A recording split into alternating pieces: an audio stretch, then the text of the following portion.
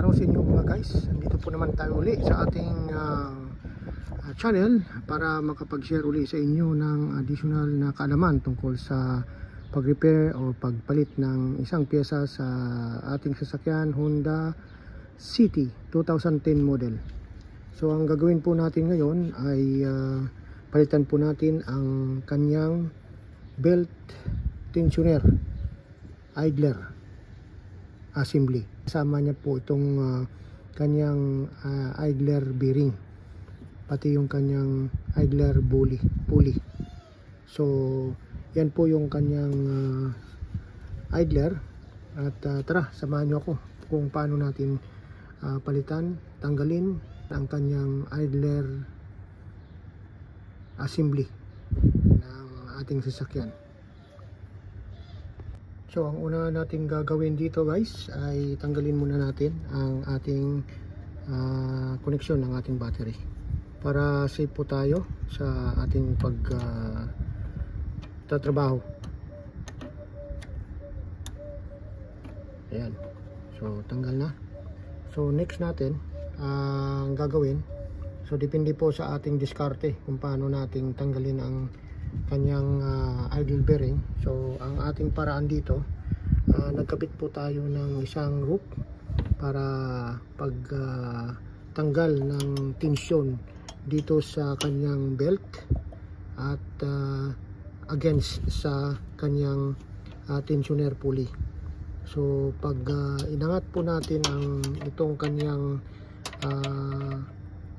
bolt para itaas itong tanggalin ang tensyon ng kanyang tensioner, so higpitan po natin itong tali na to para hawak doon sa tensyon na in-exert ng tensioner assembly natin para matanggal natin ang belt. Pagtanggal ng belt, saka natin i-release yung tensioner assembly para matanggal natin ang kanyang mounting bolt at matanggal ng tuluyan ang kanyang tensioner assembly.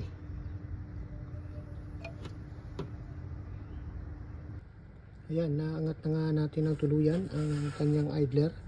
So paraan lang po, kung wala po tayong enough tools, talian lang po natin, tapos bigyan natin ng tension to para maangat to yung kanyang idler assembly para lumuwang po ang kanyang belt.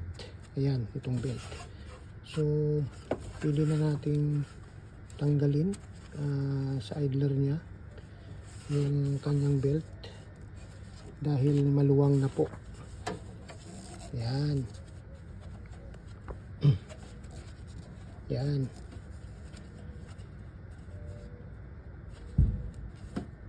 Yan.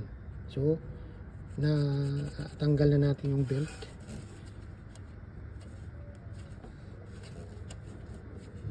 Yan. So tuluyan na natin natanggal yung belt sa kanyang idler. Yan, ilihis lang po natin bahagya, tapos sabay nating i-release yung tali na to para mabalik po sa kanyang tamang tensyon para tuluyan na natin matanggal yung kanyang idler mounting bolt sa kanyang engine at napalitan yung kanyang idler. Okay, sa point na to, natanggal na natin yung kanyang belt na naka-align sa alternator pulley tsaka sa idler. So pwede na natin tanggalin ang kanyang mounting bolt. So sa mounting bolt, nandito po yung kanyang mounting bolt. Ito, dalawa po yan, number 12. So tanggalin natin to, isa dito sa taas at isa naman dun sa baba.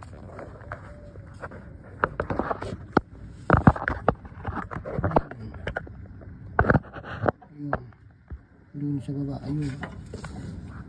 Eto. So yan po ang ating tanggalin, ang isa, para matanggal natin tuluyan yung kanyang idler assembly.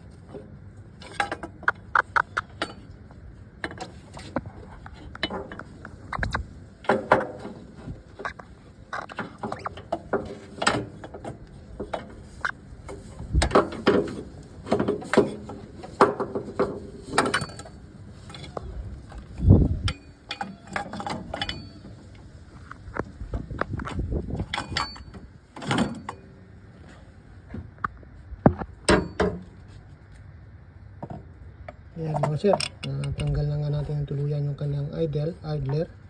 So ito po yung kanyang assembly. So ang gagawin po natin, palitan po natin yung kanyang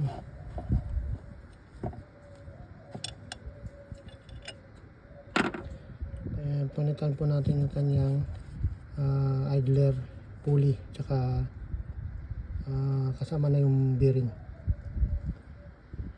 Yan sir. So yan po yung kanyang idler assembly. So pakita po natin kung paano po natin palitan yung kanyang idler. Ito. Yan. So Bando, Japan. Ito po yung kanyang manufacturer. Ayan. Tara, samahan nyo ako para malaman natin kung paano natin palitan yung kanyang tensioner idler assembly. Ito po. So ito mga guys, ito po yung kanyang idler. Palitan po natin ng bago. Ito po yung kanyang part number. Yan. So bago po yan. Ito po yung papalit natin dito. Yan. Yan po yung papalit natin. Yan. Bagong bago. Yan sir, papapansin po natin, yan, maingay na po kanyang bearing. Yan, kaya kailangan na natin palitan. So yan po. Yan po ang dahilan kung bakit na kailangan natin palitan.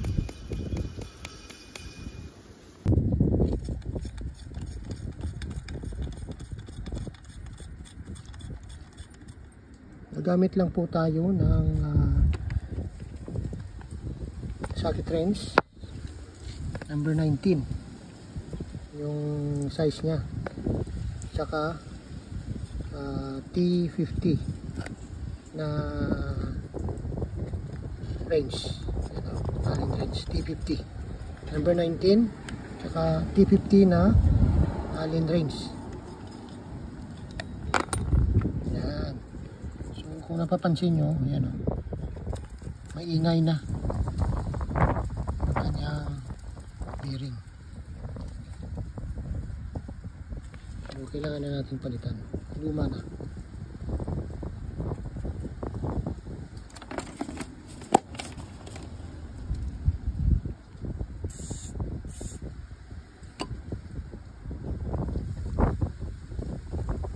So ito po ang ating papalit.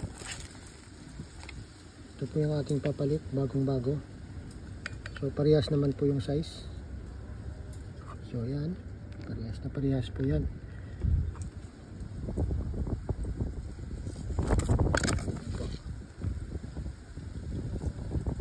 So papalit natin yan, kakabit natin, salpak natin sa unit. Ayan mga sir, tuluyan na nga ating ikabit tong ating tensioner idler. So yan, smooth na smooth, diba? Oh, walang ingay. Hindi gaya kanina ang sobrang ingay. So yun po, smooth na po siya. Yan. Yan. So yan, smooth na po yung kanyang ikot, wala po siyang ingay. So tara, kabit na natin to at titesting natin ang kanyang function, kung okay o goods na po ito. Yan, tuluyan na nga po natin ikabit yung ating idler pulley sa ating tensioner.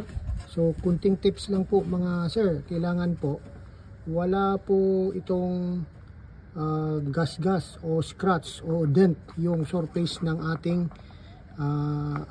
tensioner idler pulley. Ito, kailangan smooth po yan. Ingatan po natin na walang scratch, walang dent, otherwise po masisira po yung ating belt. Yan, dito po sisirain niya po ito. So yan lang po ang ating pinaka tips. So check natin mga sir kung okay po yung kanyang andar at smooth. Ayan mga sir, so gumagana na po. At check po natin ang kanyang performance. Ayan po, napaka-smooth po yung kanyang andar. Okay, sir. So, sana sir, nakakapagbigay uli ako sa inyo ng konting kaalaman sa pagkabit ng kung paano ikabit ang ating tensioner out mercury ng ating sasakyan. So, hanggang sa muli po. At salamat po sa panonood. God bless.